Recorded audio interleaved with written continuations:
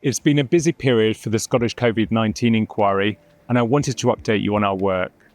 We've made significant progress gathering evidence and hearing from those affected by the pandemic. We've completed our public impact hearings in June. Since 2023, we've taken nearly 700 witness statements and heard direct from nearly 400 witnesses giving oral evidence at our impact hearings. More than 12,500 people across Scotland have shared their experiences with us through Let's Be Heard, the inquiry's public participation project. I want to thank everyone who has engaged with us so far. Your contributions are vital to our work. In August, we published a case study focusing on children and young people's experiences.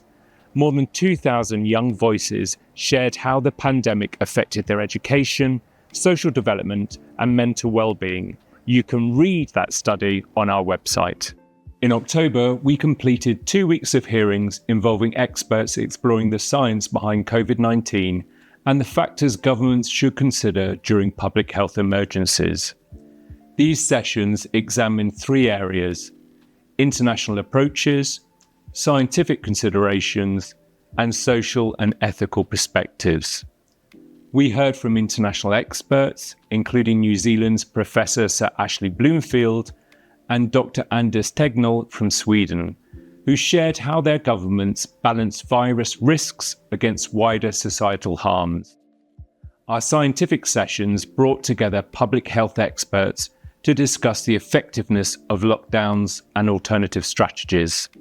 Finally, our social and ethical discussions explored the pros and cons of imposing restrictions on society. Evidence and recordings from these hearings are available on our website. Next, we will examine decision-making and the implementation of policies during the pandemic. We'll hold a preliminary hearing on the 3rd of March 2026 to outline those investigations and hearings. While we can't yet predict when we will publish our final report, we remain committed to establishing the facts, identifying lessons, and making recommendations so that Scotland is better prepared in the future.